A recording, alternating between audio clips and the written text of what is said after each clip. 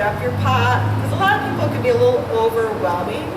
What I recommend is just grab your cart and kind of pretend this is my pot. So I can kind of figure out what I want. I need a thriller. So I chose a snapdragon, another great cool season flower, just keeps blooming, blooming, blooming. So I thought, okay, I'll use that as my thriller. Then you just kind of go, okay, that's my thriller. Now I need to start thinking fillers. What can I put in? Well, I chose, originally I chose a couple, Dusty Miller, another terrific plant. Oh my goodness, this guy takes the heat, takes the cold, he doesn't care. And it really is a neat color by itself. You just kind of go, not very exciting. But mixing it in with other plants, it's a good offset, offsets other colors. So if I put it next to this, much more dramatic now. Next to the mom, absolutely gorgeous. So it's, you gotta, just because you think a plant's kind of icky, try it. Mix it on your cart and see what you think of it. So I like that, but I also want a little more color in my pot, so I chose an ornamental kale. Throw in there for color. Pansies. Really nice bright purple color. It's going to also offset my purple in my ornamental kale and my pink snapdragon. So those are always going to be my little fillers. I probably would grab another one because I don't know. Some people go single, some people have to put two of each in. You know, there's no right or wrong. It's what you like. So I can't say you gotta have two, you gotta have three, one, who cares? You like it, it works. These guys I'm gonna throw in probably as my spillers, just because I love them. It's just so terrific, fast-growing fillers. So once you kind of got it set, what you think it's gonna look like on your cart, you can start throwing it in your container. Maybe you won't have room for everything that you've picked out. You may have to adjust a little bit.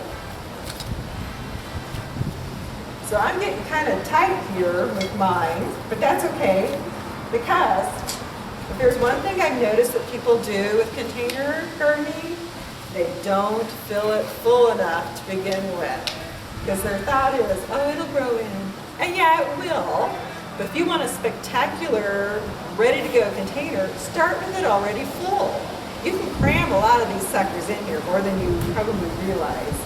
I can tell you that Lisa goes root to root, or at least foliage to foliage. I mean, it looks finished. When you're done, it looks like it's been growing there for ages. It's instantaneous gratification.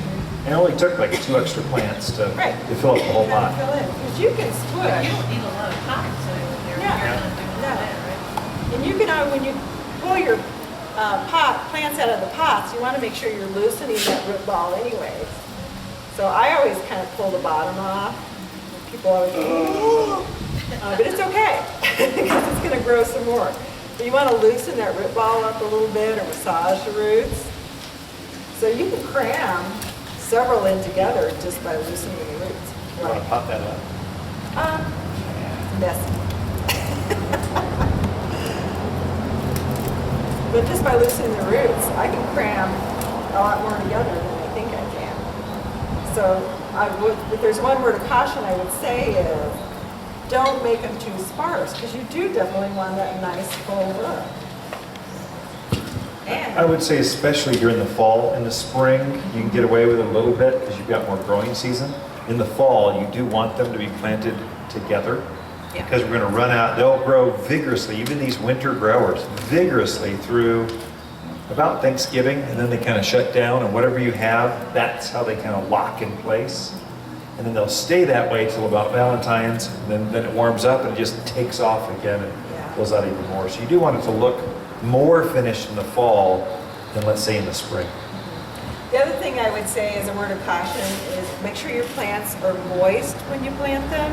Also make sure your potting soil is moist. You don't want to go dry plant to dry potting soil because it'll take you forever to get the moisture back in there again. So usually I throw my potting soil in, I make it nice and moist, but not soppy wet, nice and moist. I make sure my plants have been watered before I plant. And then once I get everything planted in, the soil kind of packed in, I'll water it again. And you want to water it to the point where it's draining out the bottom of your pot. don't underwater your pots. That's when you start getting die out in certain areas. If you're not getting enough moisture into that entire pot, you're going to lose something in that pot.